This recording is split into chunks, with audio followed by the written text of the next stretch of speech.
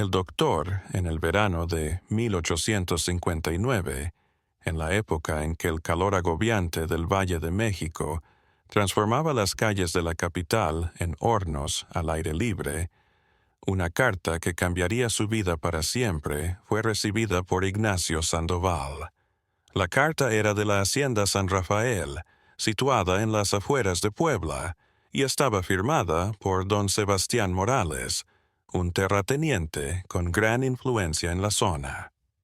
La carta se refería a un niño esclavo de 11 años, Samuel Carter, quien era hijo de una mujer africana que había sido llevada desde Cuba varios años antes, que supuestamente tenía habilidades intelectuales que desafiaban toda lógica conocida. Sandoval, médico y experto en ciencias naturales, había consagrado mucho de su carrera profesional al estudio de las capacidades humanas y la frenología.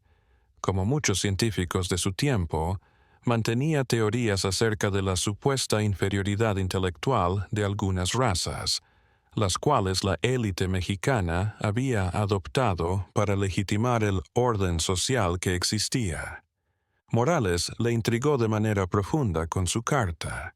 ¿De qué manera podía un niño negro carente de educación demostrar formalmente una inteligencia excepcional?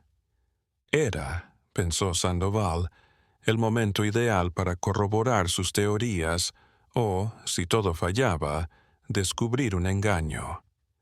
Si esta historia te tiene enganchado, no dejes de suscribirte al canal y cuéntanos en los comentarios desde qué país nos estás viendo.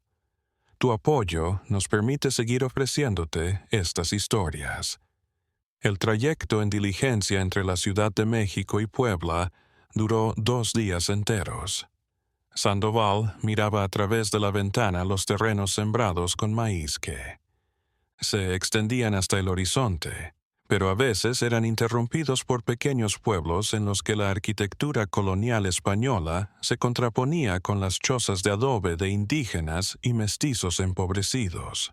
Era un México que todavía llevaba las huellas de la reciente guerra de Reforma, en el que los conflictos entre liberales y conservadores habían dejado profundas heridas en el tejido social nacional. La Hacienda San Rafael emergió al caer la tarde del segundo día. Era una construcción majestuosa de estilo barroco, con paredes encaladas que, bajo la luz dorada del sol ocultándose, brillaban.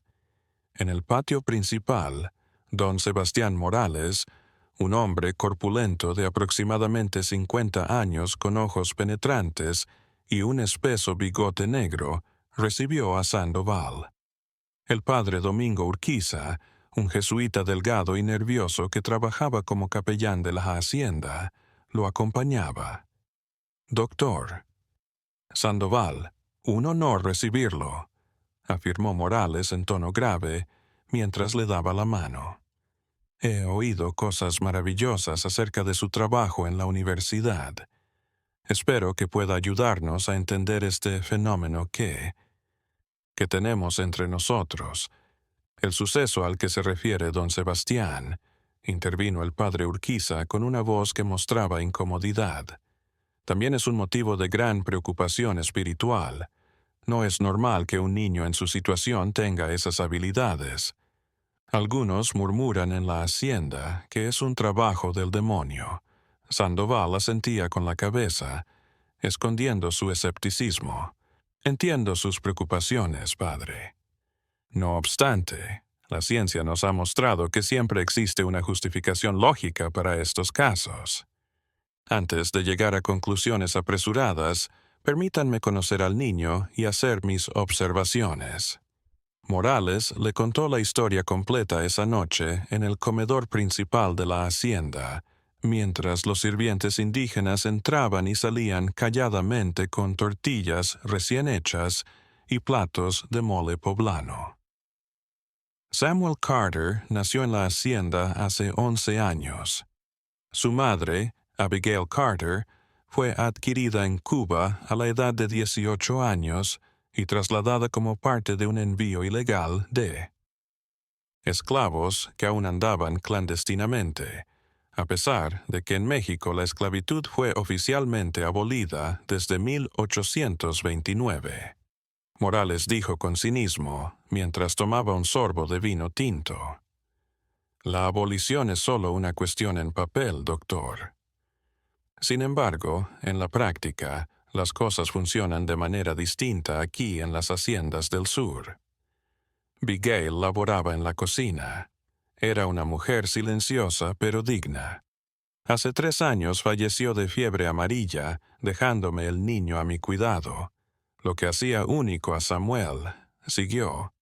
Morales había empezado a mostrarse cuando el niño solo tenía 6 años.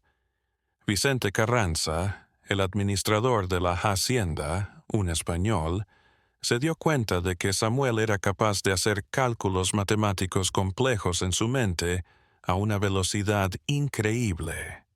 Samuel respondía con exactitud tras observar el costal unos segundos cuando le preguntaban cuántas semillas de maíz cabían en él. Era capaz de multiplicar números con 3 cifras sin titubear. Morales reconoció que al principio creyó que era pura casualidad. Pero en ese caso, al observar las clases que el tutor daba a mis hijos, nos dimos cuenta de que el niño había aprendido a leer por sí mismo. Además de eso, doctor, Samuel lee en inglés, español y latín. Sin que nadie le enseñara, ha leído todos los libros de mi biblioteca. Es capaz de recitar pasajes enteros de memoria y dialogar sobre conceptos filosóficos con una profundidad que deja en vergüenza a los alumnos universitarios. El padre Urquiza hizo la señal de la cruz. Por esta razón, algunos piensan que está poseído, una alma sin. Educación, en particular una de su raza, tiene la capacidad de adquirir tal conocimiento. Tiene que ser una fuerza oscura que se expresa por medio de él. Sandoval se quedó callado un momento mientras procesaba la información. Aunque su mente científica rechazaba las explicaciones sobrenaturales, le resultaba complicado armonizar lo que oía con sus propias teorías sobre la escasa inteligencia de algunas razas. «Necesito examinarlo personalmente», dijo. «Empezaré una serie de pruebas exhaustivas mañana». Al día siguiente, la mañana fue fresca y despejada. Sandoval montó su laboratorio improvisado en la biblioteca de la hacienda, un cuarto amplio con estantes de caoba que alcanzaban el techo y estaban repletos de libros encuadernados en piel.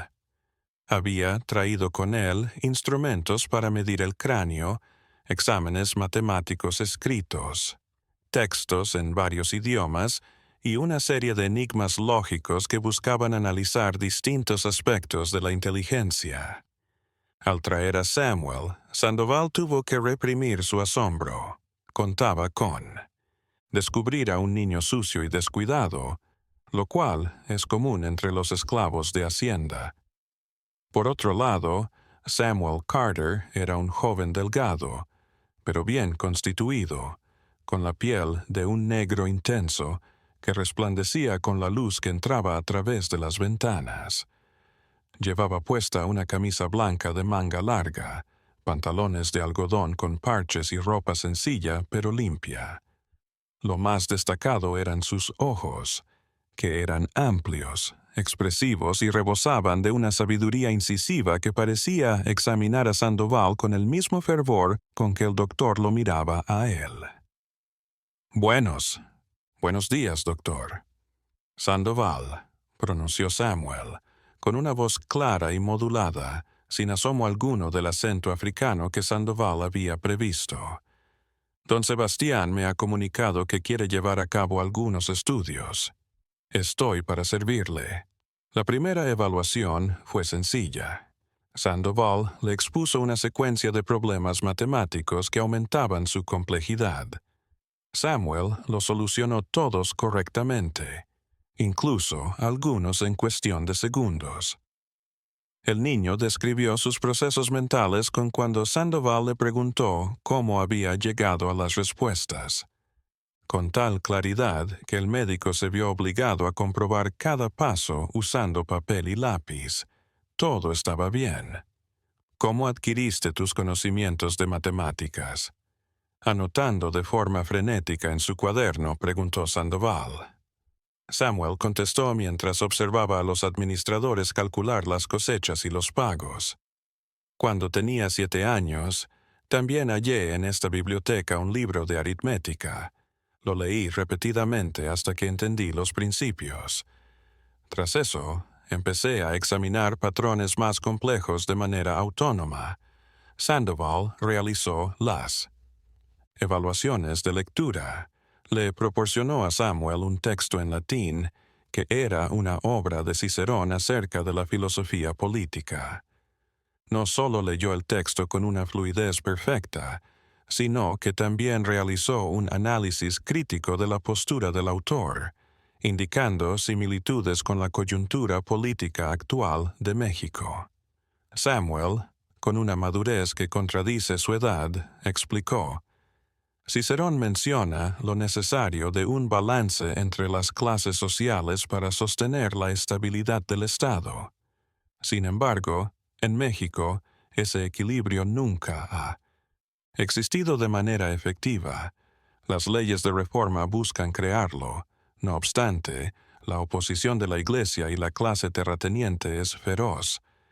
Es asombroso que los mismos conflictos se reproduzcan a través de las centurias con distintas denominaciones. El doctor Sandoval sintió un estremecimiento a lo largo de su espalda.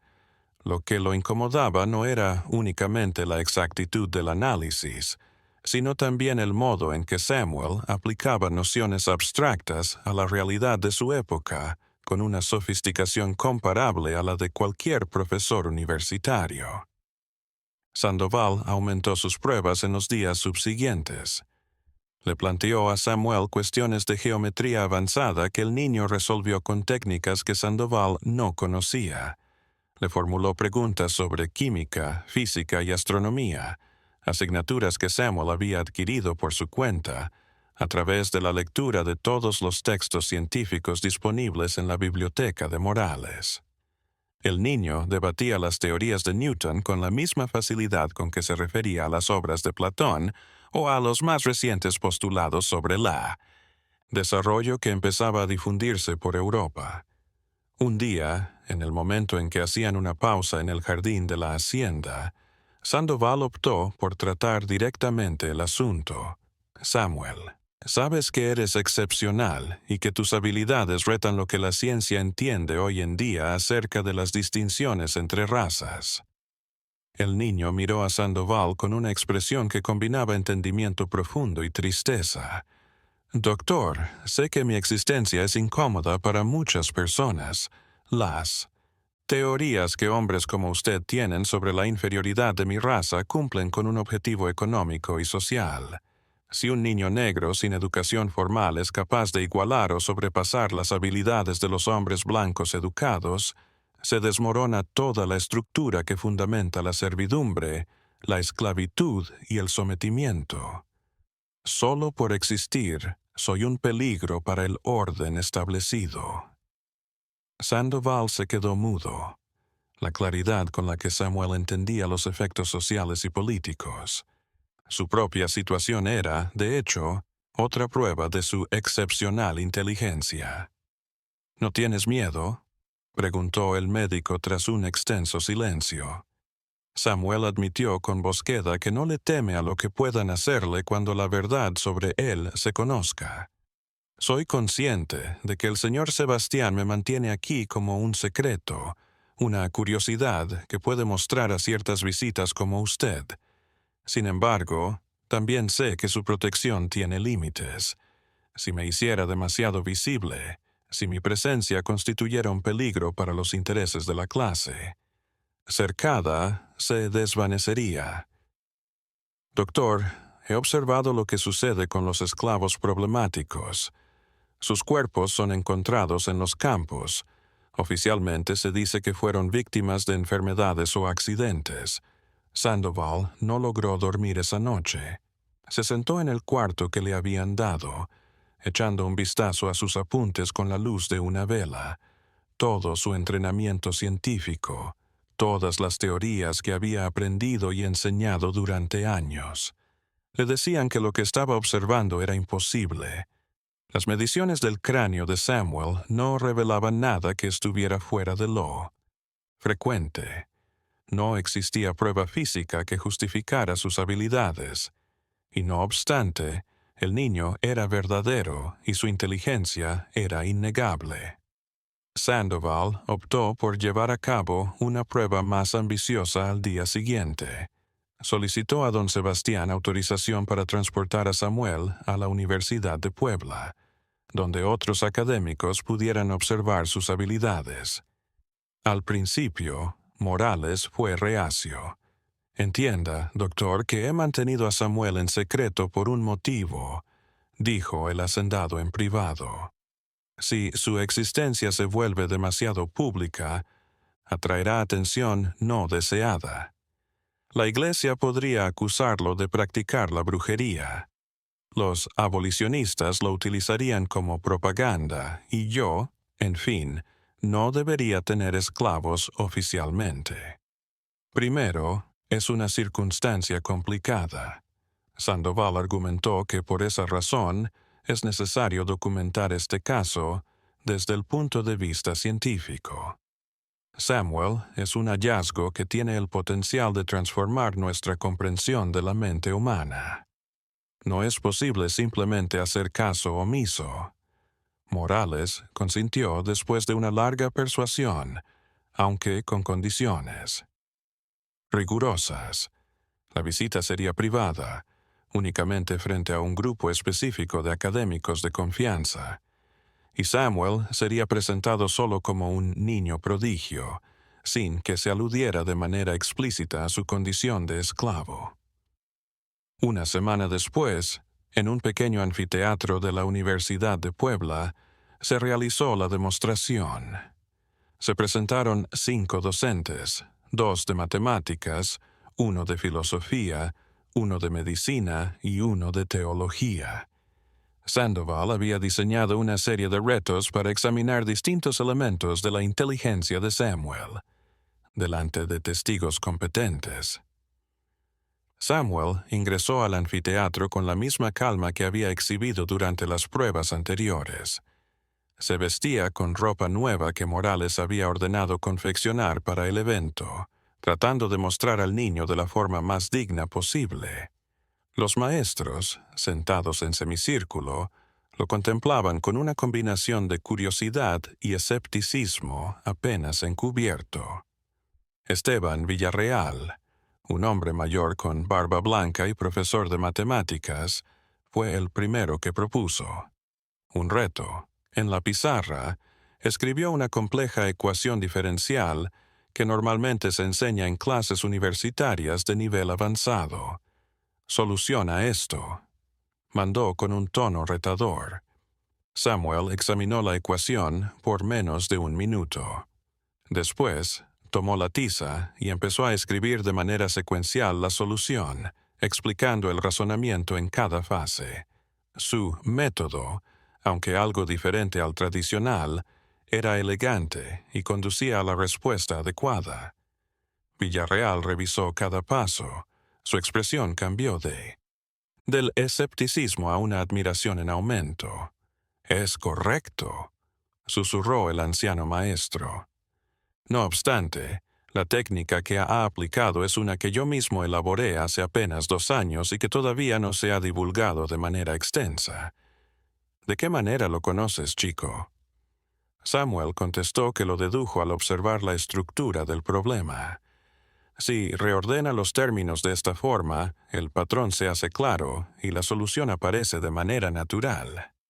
«Pensé que usted había llegado a la misma conclusión usando un proceso parecido. El docente de filosofía, un individuo un hombre de mediana edad, con gafas gruesas y llamado Rafael Contreras, participó. Sin duda es muy impresionante en matemáticas. Sin embargo, las matemáticas son, al final de cuentas, mecánicas. Hablemos de ideas más abstractas. ¿Podrías explicarme la alegoría de la caverna de Platón y su importancia para la epistemología contemporánea? Samuel no dudó. En los siguientes 20 minutos presentó un análisis de la alegoría que no solamente revelaba una profunda comprensión del texto original, sino que también lo vinculaba con las teorías epistemológicas de Kant, Descartes y los empiristas de Gran Bretaña. Aún más asombroso, planteó estos conceptos en el contexto sociopolítico mexicano, sosteniendo que la élite instruida debía tener como deber moral liberar a las multitudes de la ceguera de la ignorancia, en vez de emplear el saber como medio para oprimir. Samuel, con contención y pasión, afirmó que las cadenas de las que habla Platón no son simplemente metafóricas. En México también son muy reales, aunque las cadenas físicas se pueden romper con fuerza. Son las cadenas de pensamientos las que nos indican que algunas poblaciones son más superiores que otras, y que hay individuos que nacen para gobernar y otros para obedecer. Estas son las más difíciles de romper, ya que están construidas con el consentimiento de las víctimas mismas. El anfiteatro se llenó de un silencio incómodo.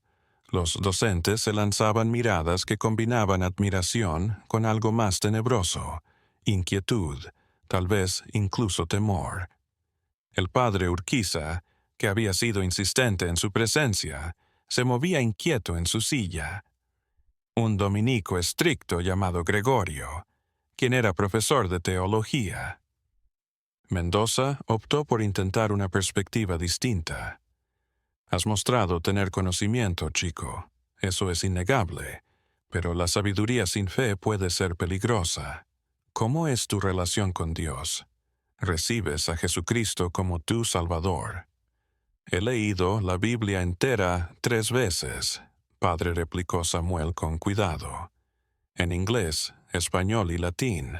Además de textos de teología católica, he revisado obras de Calvino y Lutero. Mi relación con lo divino es complicada. En las enseñanzas de Cristo, especialmente su belleza y sabiduría, encuentro enfatizar la justicia y la compasión. Sin embargo, también me pregunto cómo una organización que predica el amor hacia los demás ha podido bendecir durante siglos la opresión y la esclavitud de naciones enteras. El padre Mendoza se volvió rígido. Ten cuidado con lo que dices, chico. El pecado de herejía es severo. Con respeto, papá. Samuel contestó con tranquilidad. No puede ser herejía buscar la verdad. La fe y la razón, según Santo Tomás de Aquino, deben colaborar. Si mi razón me lleva a poner en duda algunas prácticas de la Iglesia, ¿no es este el camino que Dios me ha otorgado para entender mejor su voluntad? La tensión era perceptible en el anfiteatro. El doctor Sandoval actuó de inmediato, con el temor de que la circunstancia se escapara de control. Señores, pienso que hemos observado bastante para hoy. Espero que coincidan en que este caso merece un análisis más detallado.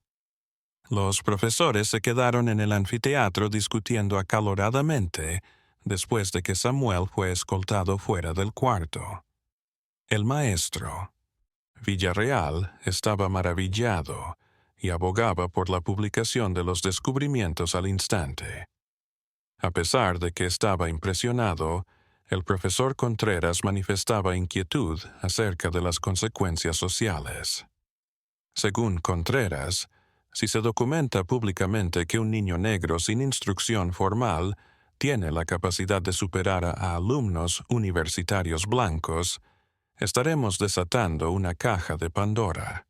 La premisa de la superioridad racial europea es el fundamento de toda la estructura social de castas que sustenta nuestra sociedad.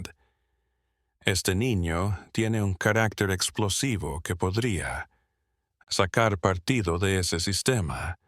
El padre Mendoza fue más explícito. En él hay algo que no es natural. Ningún niño, sin importar su raza, debería tener tal conocimiento sin una educación apropiada. O es un elaborado engaño, o hay fuerzas oscuras involucradas. De todos modos, representa un peligro en términos espirituales. Sandoval escuchaba el debate con una sensación de malestar que aumentaba. Se había embarcado en esta investigación con la esperanza de verificar sus teorías o descubrir un fraude. Por otro lado, se enfrentaba a pruebas que derribaba todo su marco teórico y lo forzaba a poner en tela de juicio creencias esenciales sobre la jerarquía social y la naturaleza humana. Samuel y Sandoval mantuvieron una conversación privada en la biblioteca esa noche, de vuelta en la hacienda. El pequeño leía un tratado de astronomía iluminado con una lámpara de aceite. «Samuel, necesito que seas totalmente sincero conmigo», le dijo Sandoval, tomando asiento frente al niño. «¿Cómo es que puedes hacer eso? En este momento no estoy preguntando como científico, sino como a un hombre se le trata a otro. ¿Hay algo que no me revelaras? ¿Te ha estado educando alguien en secreto?» Samuel, con esos ojos profundos que parecían albergar una sabiduría muy por encima de sus 11 años, miró a Sandoval y cerró el libro. «Doctor Sandoval, le voy a revelar algo que jamás le he contado a nadie, ni siquiera a don Sebastián. Mi madre me relataba cuentos acerca de nuestra gente en África mientras estaba viva. Sostenía que en nuestra familia existía una costumbre de curanderos y sabios, individuos capaces de observar patrones donde otros no percibían nada y tenían la capacidad de recordar todo lo que alguna vez habían aprendido. Se detuvo como si estuviera decidiendo qué tanto revelar. Mi madre decía que yo había heredado ese don, pero con un multiplicador de alguna forma. Desde que tengo conciencia de ello, mi mente opera de manera diferente. Cuando miro algo, ya sea números, palabras o conceptos, parece que se almacenan de forma permanente en mi cerebro. Soy capaz de recordar cada página de todos los libros que he leído y cada diálogo que he mantenido. Los patrones matemáticos me parecen evidentes, igual que los colores son evidentes para usted. No es que sea más inteligente que los demás, sino que la manera en que mi cerebro procesa información es distinta. ¿Memoria fotográfica?, preguntó Sandoval, aunque sabía que lo que Samuel relataba era mucho más complejo. Samuel explicó que es más que memoria. Es como si mi mente estableciera conexiones entre ideas que de otro modo estarían aisladas. Soy capaz de observar cómo se conecta un concepto filosófico con uno matemático, o cómo un patrón natural refleja un principio en la arquitectura. En mi mente, todo está interconectado de formas que para mí son evidentes, pero que sé que otros no perciben. Sandoval se inclinó en su silla mientras analizaba esta información. ¿Piensas que esto es hereditario, genético? Samuel admitió que no lo sabía con certeza. Mi madre tenía inteligencia, pero no como yo. Mi padre, bueno, no lo conocí nunca. Don Sebastián afirma que fue un capataz de origen español que maltrató a mi madre y que fue separado del trabajo tras mi nacimiento. Quizás la mezcla de genes europeos y africanos generó algo exclusivo, o quizás es simplemente un accidente natural, una anomalía. Sandoval murmuró, un accidente que podría transformar el mundo. Samuel contestó con seriedad que eso podría costarle la vida. Por esa razón, doctor, le pido que reflexione con atención acerca de lo que hace con la información que ha reunido sobre mí. Sé que usted es un hombre de ciencia y desea difundir sus hallazgos. No obstante, también tengo conocimiento de que existen verdades en este mundo que son demasiado arriesgadas para ser divulgadas. A lo largo de las semanas siguientes, Sandoval se enfrentó con uno mismo. Por un lado, tenía el deber científico de documentar y dar a conocer sus descubrimientos sobre Samuel. Un hallazgo de este tamaño podría transformar la percepción acerca de la inteligencia humana y posiblemente desmantelar teorías racistas pseudocientíficas que han existido durante siglos. Por otra parte, empezaba a entender lo grave del riesgo al que expondría a Samuel si lo hacía un fenómeno público. El dilema se resolvió de la manera más trágica que se podía. Una noche al inicio de octubre, los gritos y el brillo del fuego despertaron a Sandoval. Corrió hacia la ventana de su cuarto y observó que uno de los barracones de los empleados se estaba incendiando. Mientras la gente corría en todas direcciones, algunos con cubetas de agua para tratar de extinguir el fuego y otros simplemente escapando del peligro, los gritos aumentaron. El daño era devastador cuando el fuego fue finalmente controlado al amanecer. 3 individuos habían fallecido en el incendio y muchos otros estaban en estado crítico. Lesiones. Pero lo que más le perturbó a Sandoval fue encontrar a Samuel entre los desaparecidos. Don Sebastián coordinó una búsqueda a fondo de la hacienda y sus zonas circundantes. Peones y capataces registraron sin éxito todos los rincones de la propiedad durante 2 días. Samuel había desaparecido como si lo hubiera engullido la tierra. Un empleado halló, el tercer día, pruebas inquietantes, huellas de sangre en la senda que conducía al río y trozos de la camisa que Samuel había portado. Las marcas dejaban una huella que se esfumaba en la corriente. El padre, Urquiza, declaró que el niño estaba siendo juzgado por Dios a causa de su arrogancia intelectual. Algunos empleados murmuraban que Samuel había sido secuestrado por entidades malignas que, al final, habían reclamado su alma. No obstante, Sandoval tenía sus propias dudas. Vicente Carranza, el administrador español de la hacienda, había estado ausente durante las primeras horas confusas tras el incendio. Carranza había vuelto a aparecer solamente al día siguiente, asegurando que había estado en Puebla por negocios, pero sus botas estaban manchadas con barro del río y tenía rasguños recientes en las manos. El administrador rehusó haber tenido cualquier participación cuando Sandoval lo enfrentó a solas. Sin embargo, sus ojos lo traicionaron. Carranza escupió, con veneno en su voz. Ese niño era una abominación.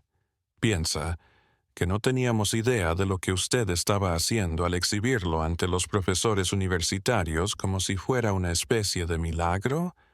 Era solo cuestión de tiempo antes de que sucediera. Los abolicionistas se darán cuenta y emplearán su existencia como propaganda en nuestra contra.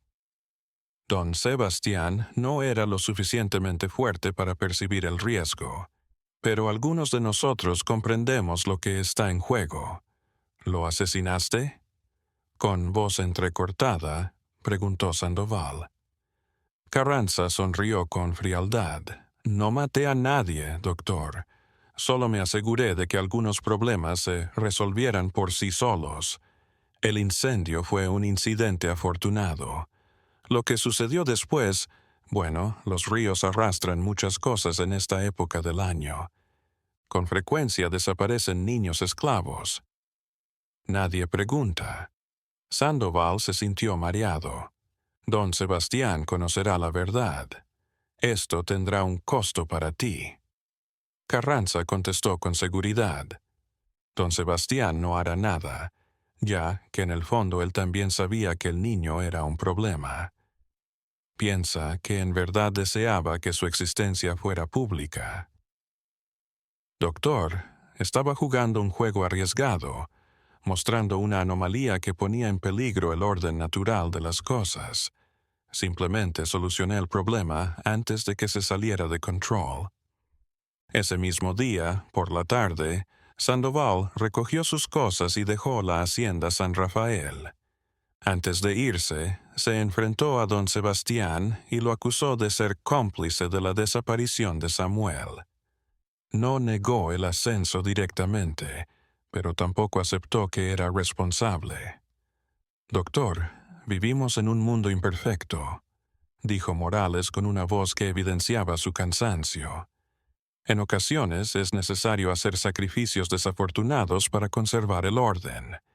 Samuel era especial, pero también resultaba peligroso.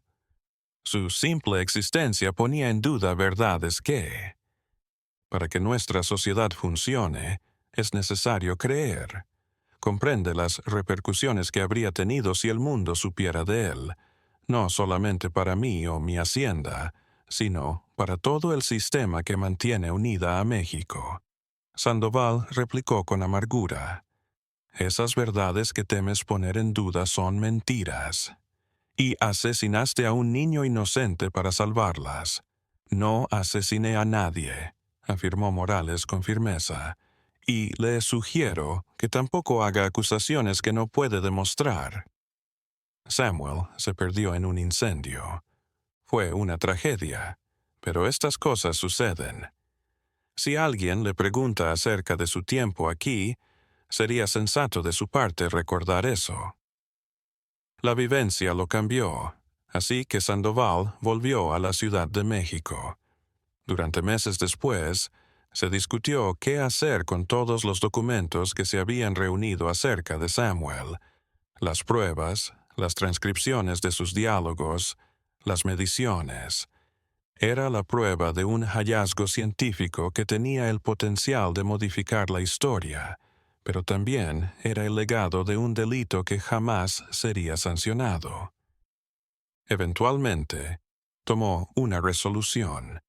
En vez de difundir sus descubrimientos de inmediato, los plasmó en un extenso manuscrito que llamó El caso del niño Carter, una investigación acerca de la extraordinaria capacidad intelectual y su relación con la teoría racial.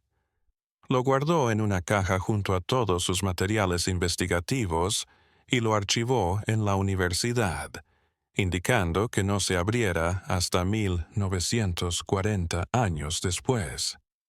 Que una generación futura, más prudente y menos temerosa que la, decida qué hacer con esta verdad, según lo que escribió en la nota que iba junto al manuscrito. Sin embargo, la historia de Samuel Carter no concluyó en ese punto. En los años posteriores, Sandoval empezó a recibir reportes raros provenientes de distintas zonas de México y del sur estadounidense. Versiones acerca de un joven negro con una inteligencia excepcional que se presentaba en variados lugares, empleando siempre nombres distintos y desplazándose antes de ser completamente identificado. Un mercader en Oaxaca informó haber conocido a un joven mulato que hablaba con fluidez inglés, español y náhuatl, y que había solucionado un problema de contabilidad difícil que tenía confundidos a sus trabajadores.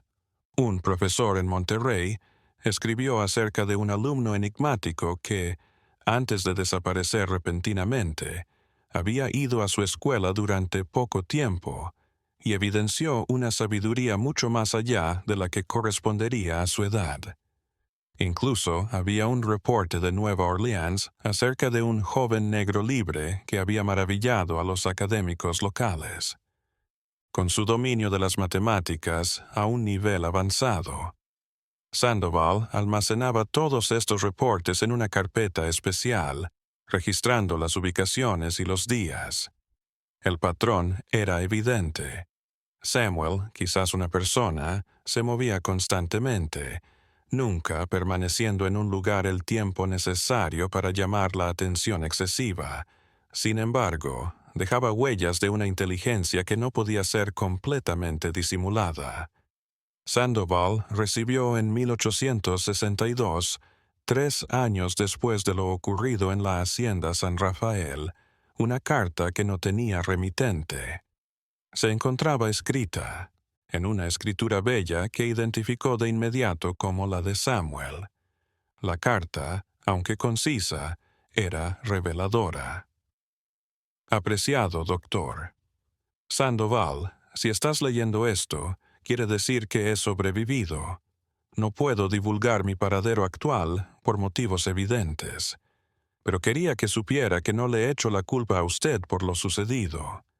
Usted era un hombre que se encontraba entre el deber científico y las realidades de nuestro mundo cruel. Sé que trató de protegerme a su manera. Carranza y 2 de sus hombres me buscaron en la noche del incendio. Tenían la intención de asesinarme y dar la impresión de que había fallecido en el fuego, pero yo había previsto algo así. Llevaba semanas observando la hostilidad en aumento, los murmullos cuando pasaba. Había planeado una vía de escape.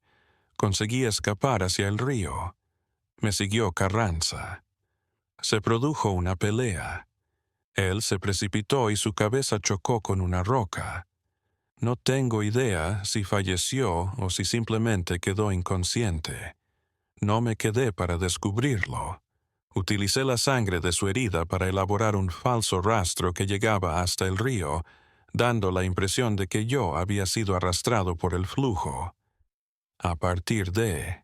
Así pues, he estado de viaje, aprendiendo y sobreviviendo. He asumido una gran cantidad de nombres e identidades. En algunos sitios me hago pasar por mestizo y en otros por mulato libre.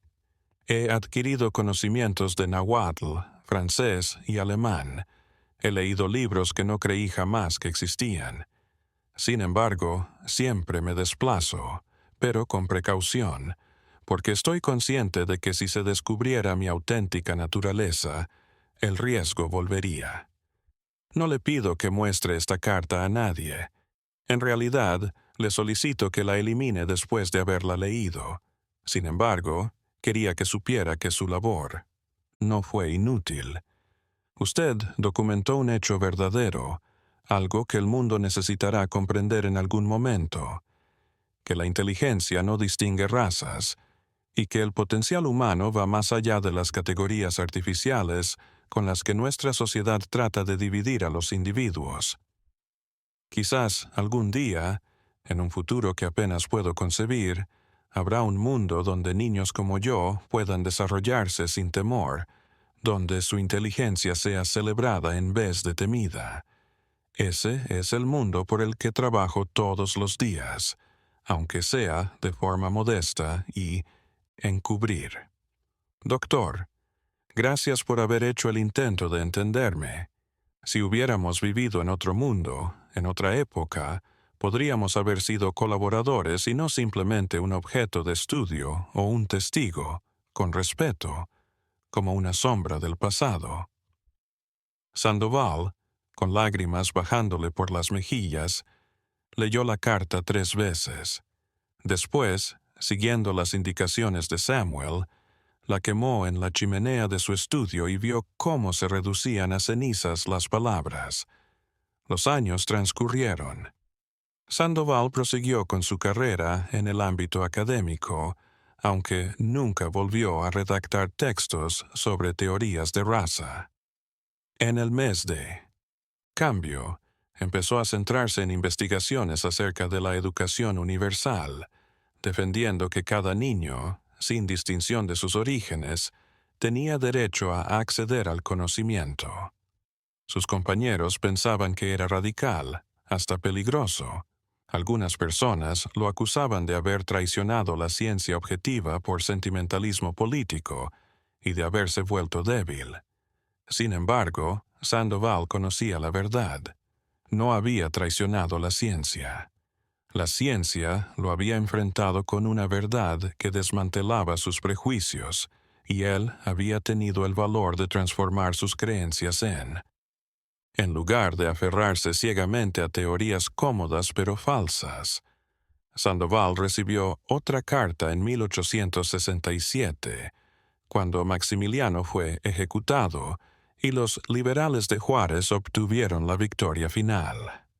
Esta vez provenía de Boston, Estados Unidos, y estaba firmada por el doctor Samuel Harrison, un nombre que Sandoval no dudó en identificar como falso.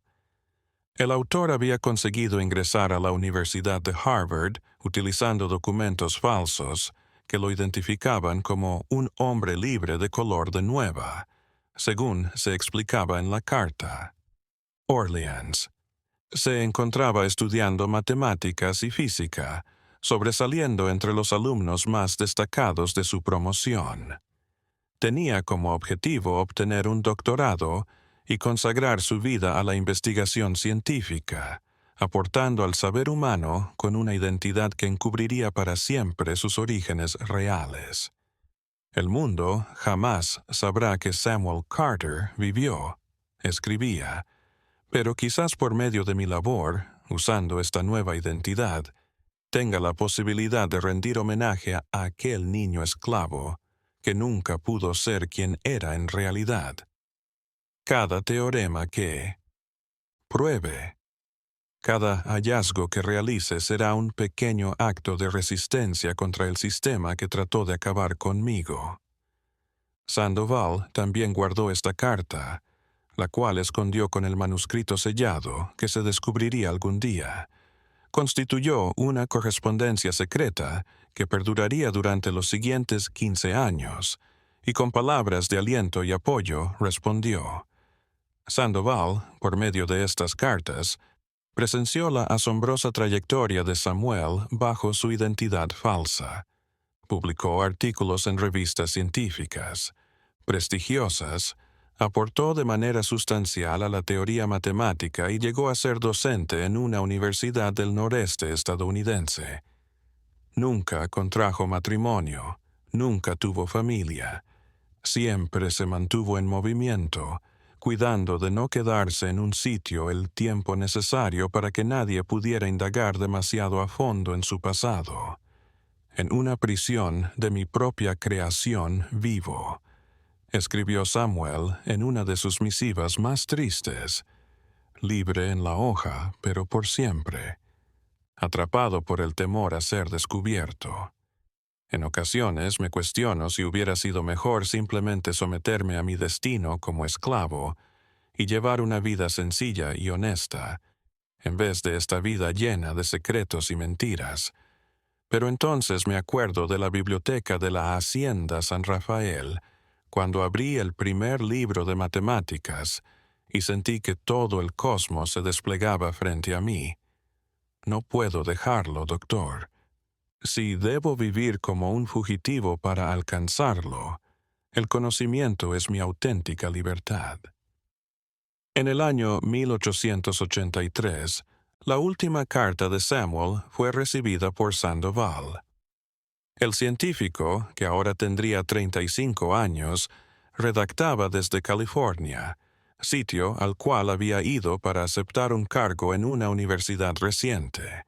Se refería a su creciente fatiga, a los años de vivir con un miedo persistente y a la soledad que siente al no poder confiar plenamente en nadie. A veces me miro al espejo y casi no reconozco al hombre que soy. Admitía que había vivido tantas vidas, utilizado tantos nombres y dicho tantas mentiras que a veces se le olvidaba quién era Samuel realmente. Carter.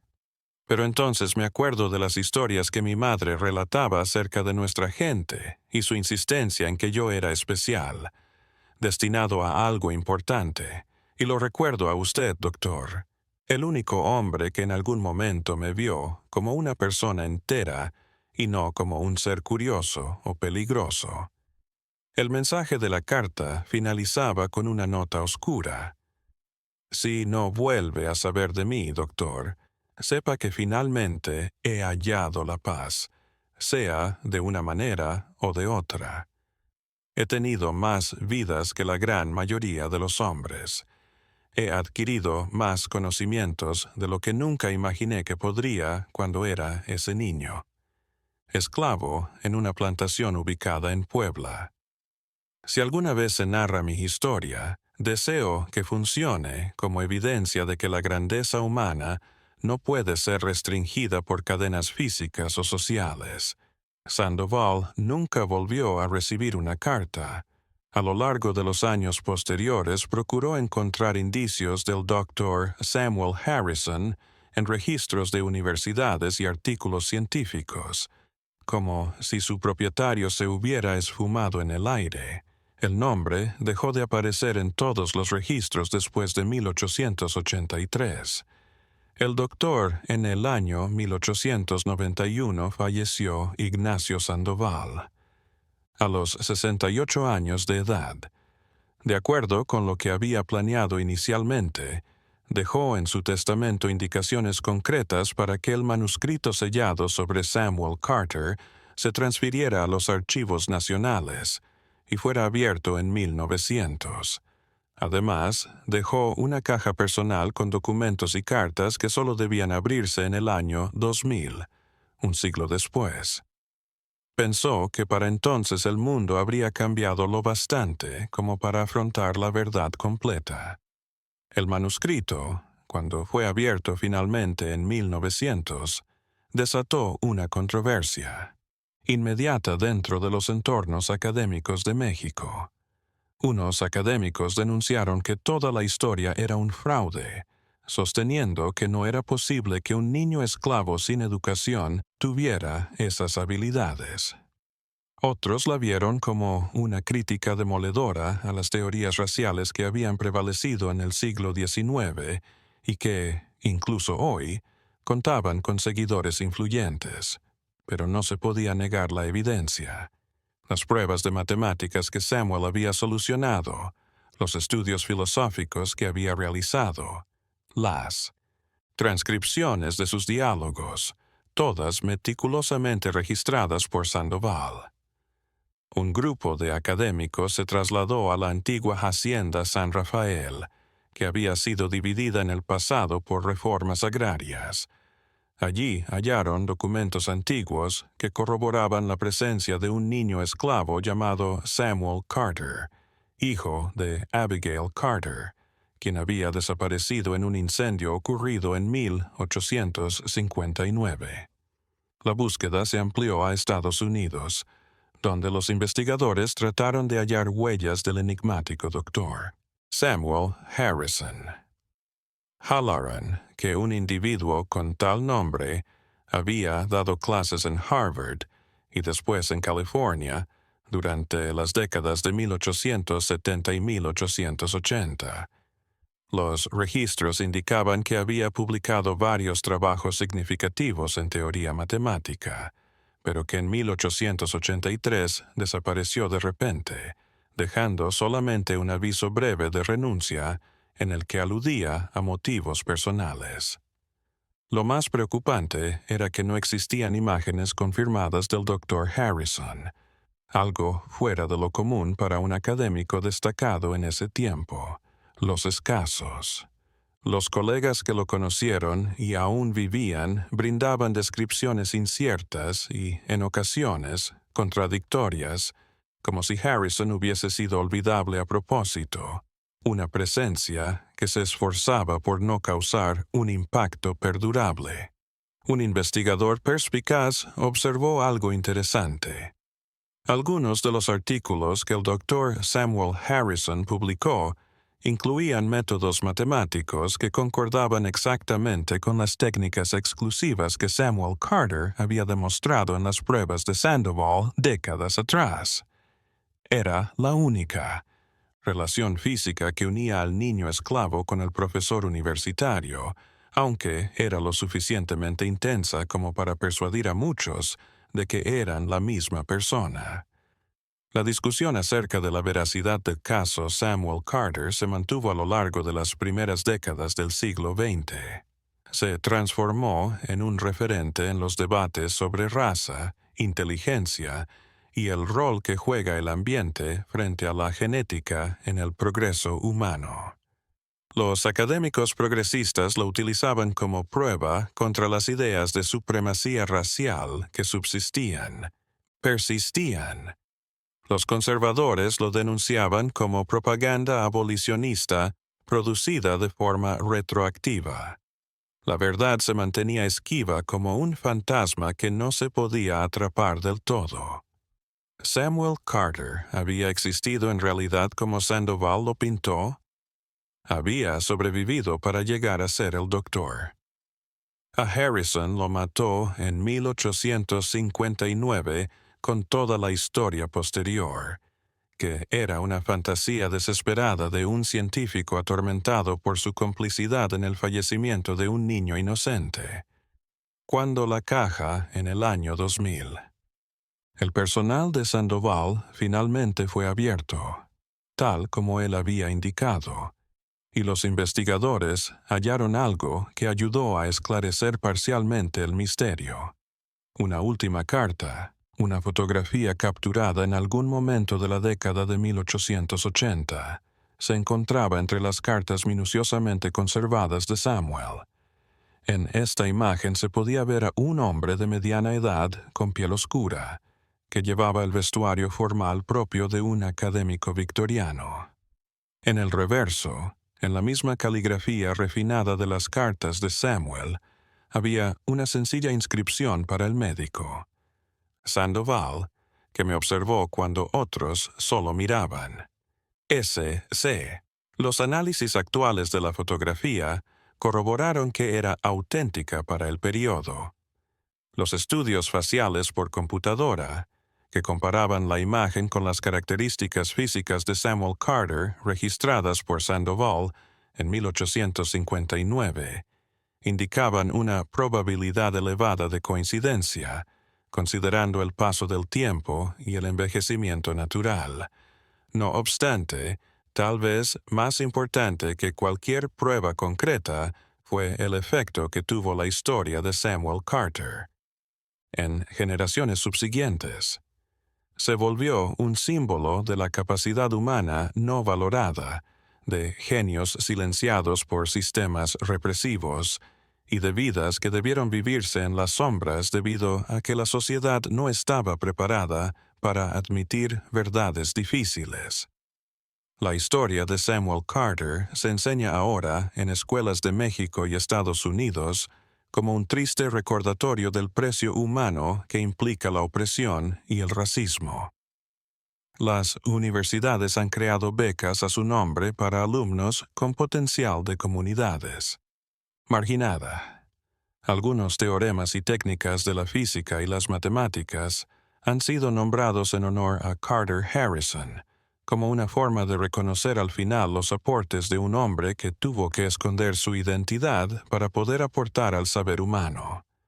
Sin embargo, puede que el legado más fuerte de Samuel Carter no esté en los libros históricos o en los artículos académicos, sino en cada niño que ha sido menospreciado por su origen y cada mente brillante que se ha enfrentado a prejuicios sistemáticos. Que esconder algún aspecto esencial de sí misma para poder subsistir en un mundo que teme a la diversidad. La historia de Samuel nos hace recordar que la grandeza de los seres humanos no puede ser contenida por las categorías artificiales impuestas por nuestra sociedad. Nos reta a interrogar nuestras propias creencias sobre quién tiene derecho a soñar, quién merece oportunidades, quién es capaz de ser excelente, y nos deja con una pregunta inquietante. ¿Cuántos Samuel Carter más han existido en el transcurso de la historia? ¿Cuántas personas inteligentes fueron aplastadas antes de que tuvieran la oportunidad de florecer? ¿Cuánto conocimiento se ha perdido debido a que sistemas opresivos callaron voces que tenían algo importante que comunicar?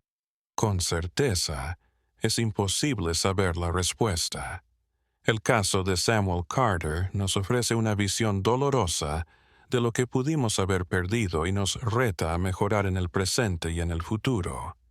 Samuel Carter tiene actualmente una exhibición en un pequeño museo de Puebla, México. Incluye reproducciones del manuscrito de Sandoval y las transcripciones de sus pruebas. Matemáticas. La imagen fotográfica hallada en 2001 parte de las cartas que se conservan. Los visitantes recorren la muestra en silencio reverente, siendo confrontados con la historia de un niño cuya genialidad resultó ser a la vez su condena y su salvación. En la parte final de la exhibición, se puede ver un letrero con una frase de una de las cartas más recientes que Samuel envió a Sandoval.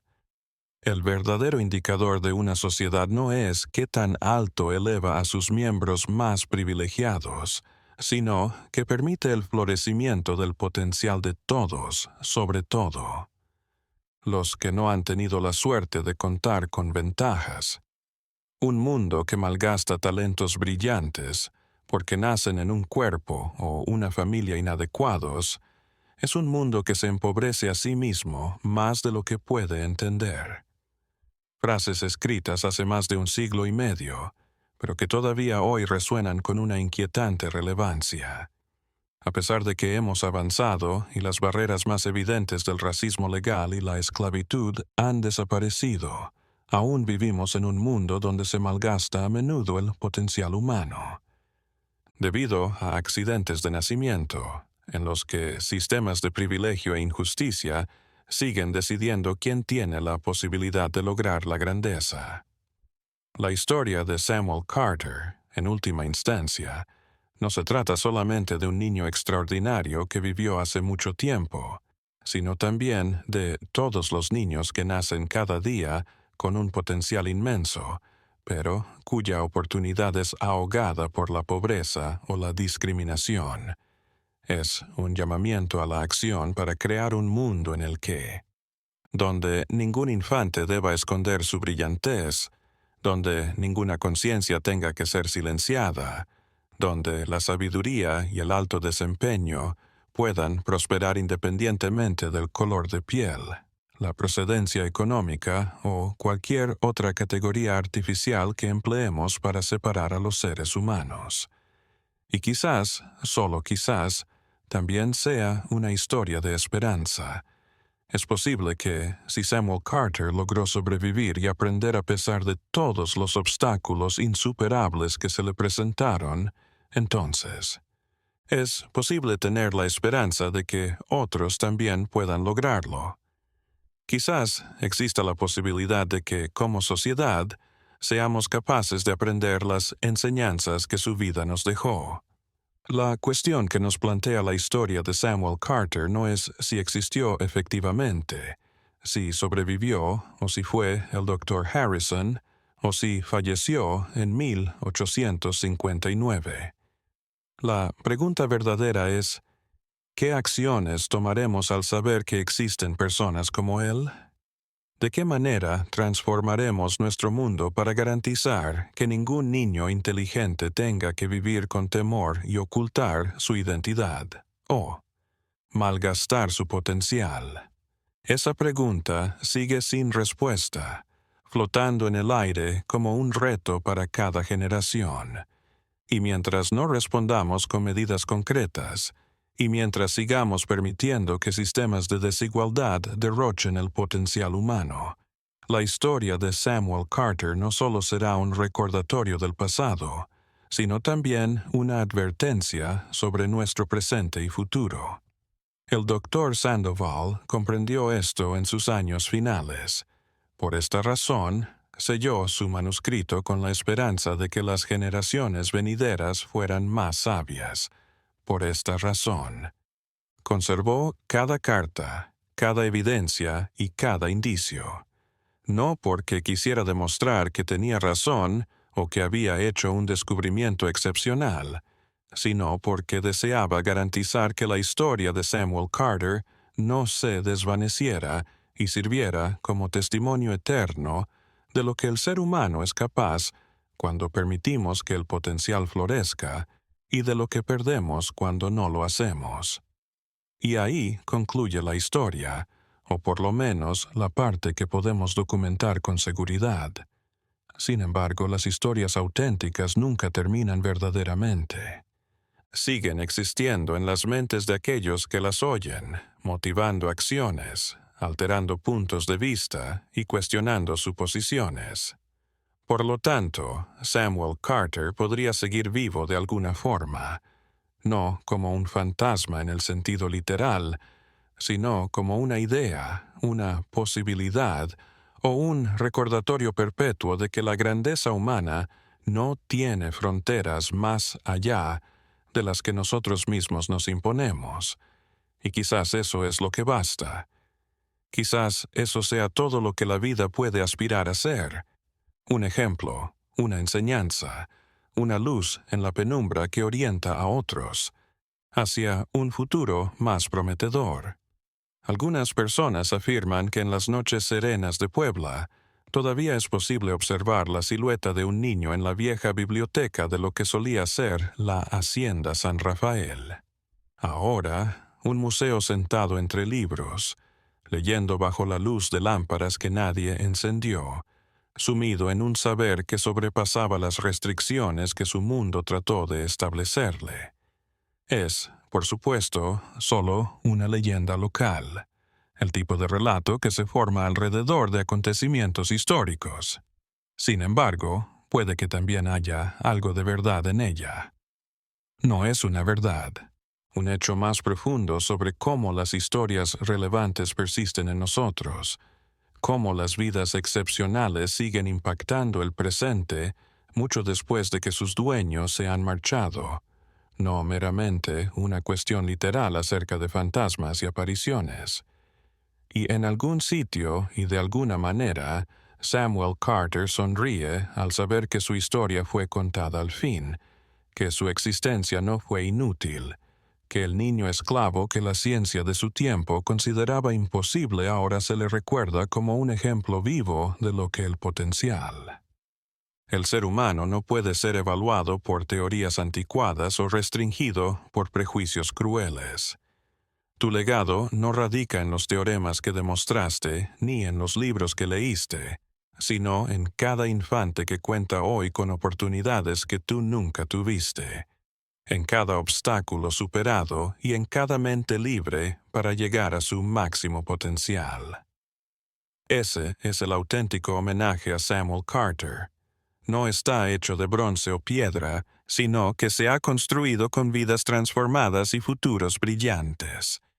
Y en este sentido, quizás Samuel Carter nunca llegó a fallecer del todo. Él sigue vivo mientras se siga relatando su historia, mientras su ejemplo siga motivando el cambio, y mientras su vida sirva para recordarnos lo que perdemos cuando dejamos que el miedo y los prejuicios guíen nuestras políticas y principios. Un espectro no de terror, sino de esperanza, no del pasado, sino de lo que está por venir. Y al final, esa es la historia más potente de todas. Está bien,